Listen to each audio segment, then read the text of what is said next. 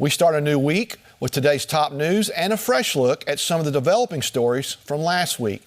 In a few moments, we'll welcome noted attorney Kenn Starr to help us better understand the current maneuvering going on in Washington, D.C. And a little bit later on, Victory News contributor John Graves will be with us as well. Right now, let's go to Mike Garofalo with today's headlines. Mike, welcome. Tim, thanks. This first story has to do with the death of George Floyd. Congresswoman Maxine is feeling the heat after telling protesters in Minnesota to get more confrontational in the wake of the DERECK CHAUVIN trial. We got to stay on the street, and we've got to get more active. We've got to get more confrontational. We've got to make sure that they know that we mean business. Waters' stance is cloaked in irony given the fact that she is one of the members of Congress who is suing former President Donald Trump for the Capitol riots that happened on January 6th. Republicans were quick to point this out, with Congresswoman Marjorie Taylor Greene announcing an effort to expel Waters from Congress.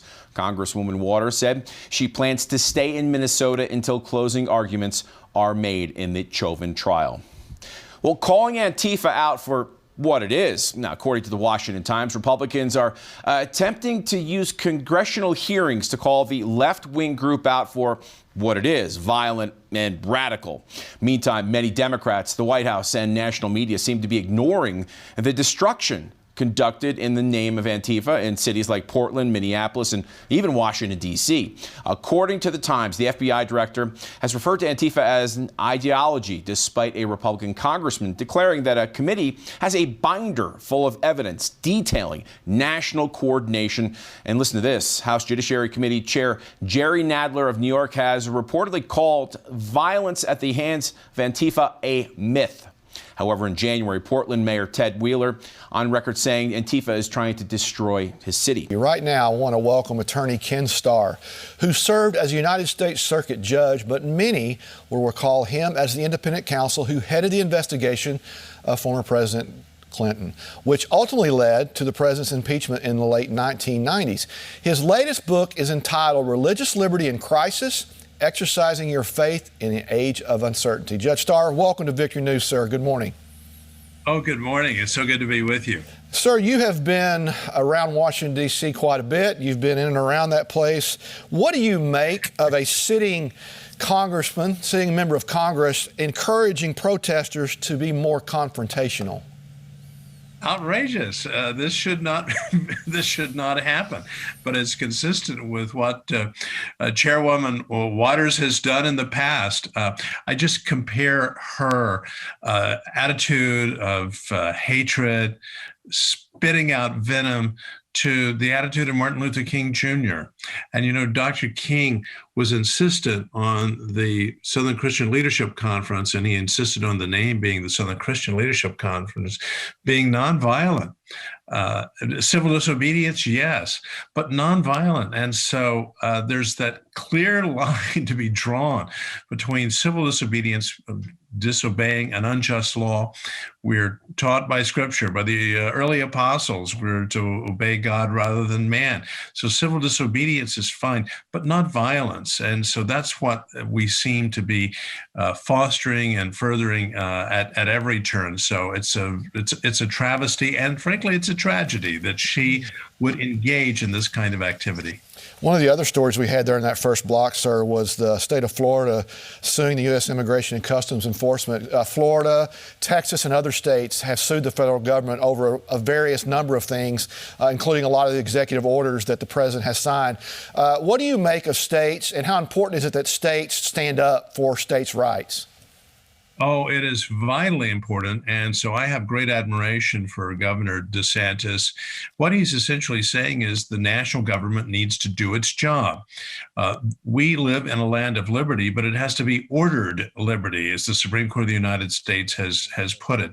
And so this idea that we will simply going to allow this sort of activity of individuals who may very well be quite dangerous, but who are likely to engage at a minimum in criminal activity, not being removed from the country, consistent with due process and their right to be heard and so forth.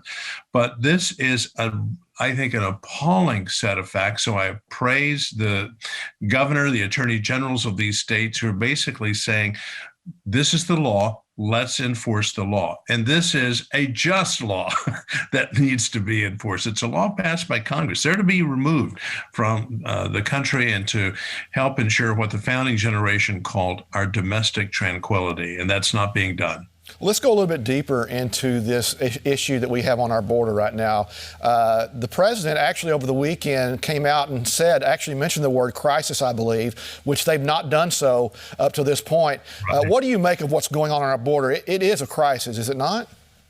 There's no question. And it is the most tragic kind of crisis because things were under control. And in order simply to set the nation on a different course, to show that he was not going to follow what President Trump had done, when security at the border had been achieved, the numbers were so manageable. And now we have this humanitarian crisis that was essentially invited by the Biden administration. These unaccompanied children, these precious children, being essentially encouraged, and also there's trafficking going on. And now the conditions under which they're suffering and the like. So there's been essentially a breakdown of one of the nation's fundamental responsibilities, which is to defend itself here peaceably, but to tell people, no, you obey the law. If you need to get out of Honduras, there is a way to do it. It may be arduous, it may be difficult, but you don't illegally enter the United States of America, and you certainly don't send your precious children to illegally enter the United States. By the way, these are violations of law, right? These are violations of American law, and we had mechanisms, including the wall, to slow the process down, and things were under control, and they have now, and I'm glad the president is recognizing it. He has caused this terrible humanitarian crisis. Yeah. All right, Judge, thank you. We'll bring you back in a moment because I want to talk a little bit about your book, which I know our viewers want to know a little bit about. Alabama has passed a law that will make sure that only biological women are the ones playing in women's sports. The bill, which only applies to school-aged children in grades K through 12, passed with overwhelming support in the Republican-led Senate legislature. At present, over a dozen states are considering restrictions on transgender athletes or transgender medical treatments for transgender minors. The NCAA, which regulates college athletics, issued a warning that it will pull championship events from states with bills prohibiting trans athletes from participating in women's sports. We've not heard a lot lately about the ongoing investigation into the 2020 presidential election, but in Arizona this week, major audits of the 2020 election are about to begin. And the audit comes after reports of major pushback from the Maricopa County Board of Supervisors. The audit, ordered by the Arizona State Senate, will be conducted by 4 companies. Results should be in by May. I want to bring in our Victory News contributor, John Grace. John, let's talk about that's going on in Arizona there with Maricopa County. That is a positive development, wouldn't you think? It's a great victory for voter integrity and for the trust that half of America doesn't have in the results of the last election. What a lot of people forget is this is not just going on in Arizona, but in Georgia, and now Wisconsin has authorized the state legislature both an investigation and an audit. And if you see and talk to some of the people that are involved in the audit you mentioned in Arizona, they're trying to make it bulletproof that no one can dispute that it's partisan. There's no doubt the election was highly partisan. There's no doubt some of the results were, but they're trying to do the audit the way it should be, that both sides should be able to audit all of the elections so that everyone has confidence when we elect people who are going to govern us and make the most critical decisions, not to mention religious freedom, which Kenn Starr's book talks about. John, we've talked about it so many times on this news program that we are in a culture war right now here in the United States. Mm-hmm. And you don't have to look much further than Alabama there, where they're passing that law where you have to pass a law that boys play boys sports and girls play girl sports. You would think that would be common sense.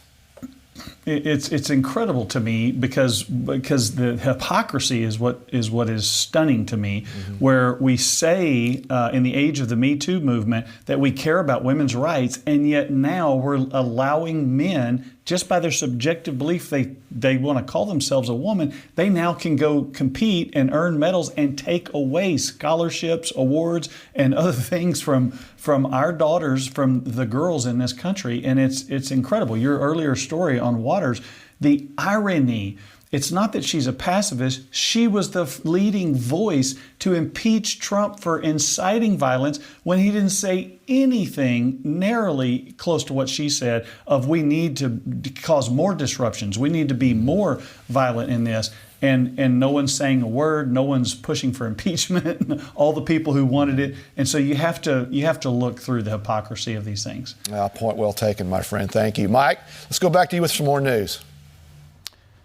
Tim, some kind of decision, most likely one to move forward with vaccinations, is likely expected this week in respect to Johnson & Johnson. Well, by Friday, Martha, we should have an answer as to where we're going with it.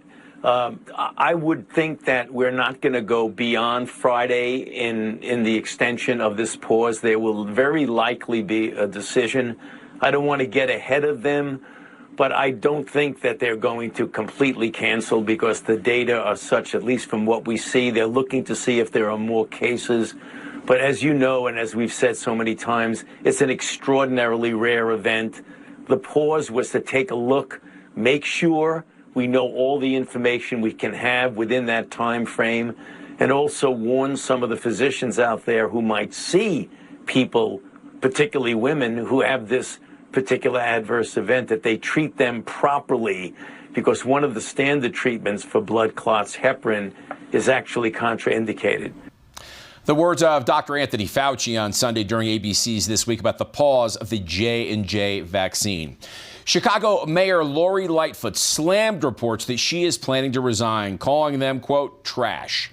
Rumors of the mayor's resignation began to swirl on Twitter over the weekend after a weekend of unrest in Chicago. Lightfoot took to Twitter to defend herself, saying that the city doesn't have any time for homophobic, racist, and misogynist rumors today or any day, and that she was disappointed to see some media members and verified Twitter handles are peddling this trash as truth. Calls for the mayor's resignation have intensified following the shooting of 13-year-old Adam Toledo. An officer shot and killed Toledo after police responded to reports of shots fired and approached Toledo, who had been seen holding a gun moments before the officer shot at him. Tim, I'm going to send it back to you.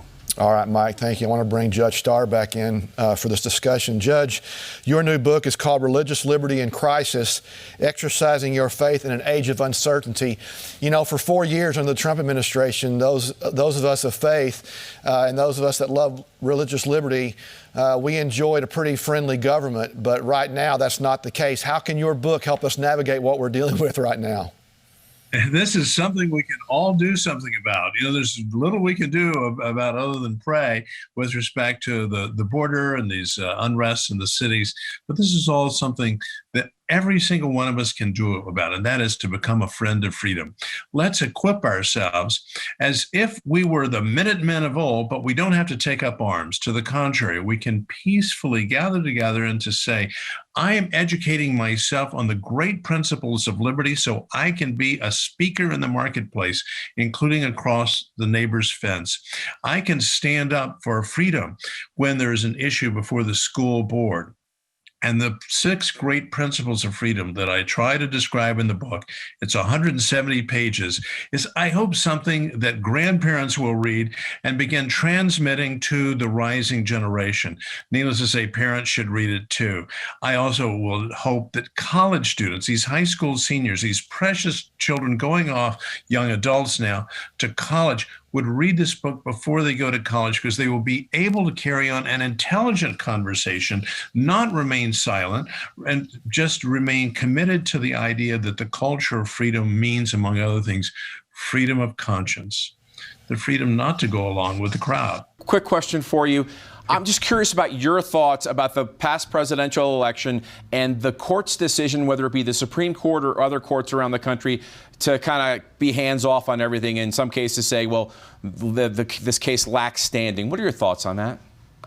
Yes, I was very disappointed that the court saw fit in its discretion, which it enjoys, not to become involved in one or more of the cases, especially the Pennsylvania case, even if it would not have affected the outcome, because 6 states were at issue in terms of serious context.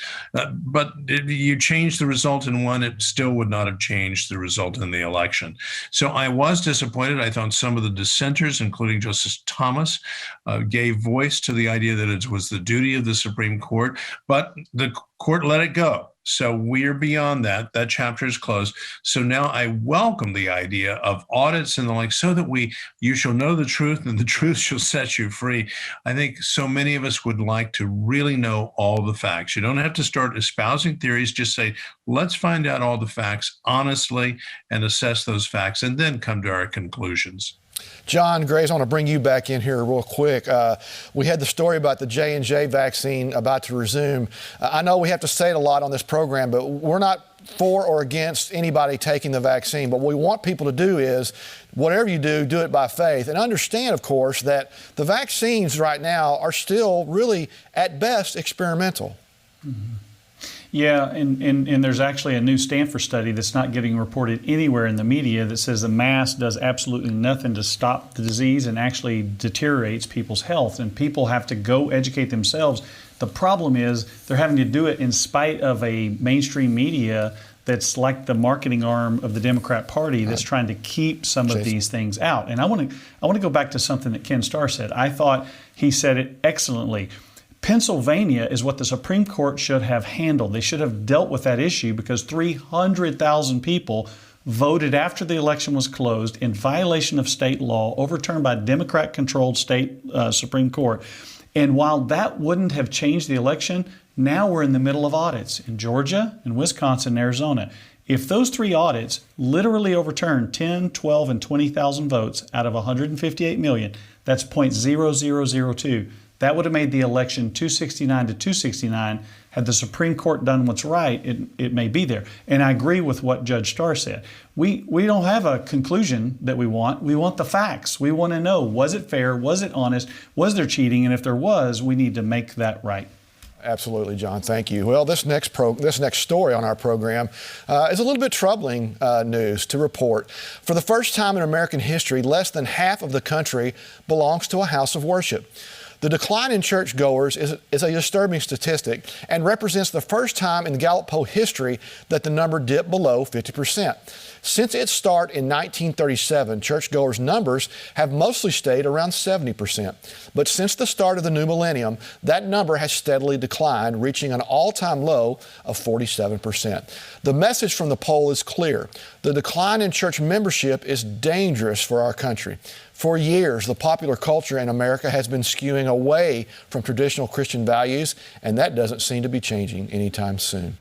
A warning to Russia on Sunday from the United States. It has to do with jailed opposition leader Alexei Navalny. Reports have surfaced indicating the 44-year-old is close to death. Now, according to UPI, the United States told Russia over the weekend that there would be consequences if Navalny dies. Vladimir Putin's most vocal critic was reportedly arrested in January. He was then sentenced to 2.5 years in prison on charges of violating terms of an earlier suspended sentence. The arrest took place after a 5-month stay in Germany, where Navalny received medical attention for a nerve agent poisoning believed to be an assassination attempt. Well, with 80% of Israel's adult population vaccinated against the coronavirus, the country lifted its outdoor mask mandate effective yesterday. Shortly after the pandemic began, all of Israelis had to wear masks, even outdoors, except when they were exercising. Prime Minister Benjamin Netanyahu recently told reporters that Israel is leading the way when it comes to emerging from the coronavirus pandemic. Tim, back to you. All right, Mike, thank you. Judge Starr, in this last minute or so, well, I've still got you. That Gallup poll, those numbers are pretty disturbing. It's even more evidence why people need to read your book. Yes, our culture is becoming steadily secular. That is people's choice. What is disturbing, though, is that the increased secularization of culture is leading to increased hostility. It's one thing to be lukewarm, as the Church of Laodicea was lukewarm. It's another to be hostile and to actually say, as so many cultural elite people do, religion is an affirmatively bad thing. That's one of the reasons, I think, for the erosion. So I'm hoping that we can at least restore a civil conversation about what our great principles of liberty are, including, I'll just mention one. I've mentioned freedom of conscience. I now want to mention the autonomy, the precious autonomy of religious institutions to be free from the hands of Caesar. As I say, hands off Caesar. And that's what we've seen, of course, during the pandemic. Caesar putting its hands on churches and other religious institutions, synagogues and the like, and saying, you cannot meet, or you virtually cannot meet. And the Supreme Court has stood strongly in favor of the autonomy, the right of churches to govern themselves. That's good. Thank you, sir. John, in about 20 seconds, thank God we serve a Lord and Savior that doesn't look at polls. He came to save the world. That's what we're going to continue to do here at the Victory, right? That's exactly right. And the thing I love about Kenn's book is he's like the sons of Issachar. They they discerned the times, but they also knew what to do. And he lays out in here, we can actually do something about this. And so there's a shifting in the church, but we never lose hope, because there's always hope as long as we're waking up and we're discerning what's going on and we know what to do. I want to thank both our guests today, Kenn Starr and, of course, John Grace. Thank you both for your contribution today.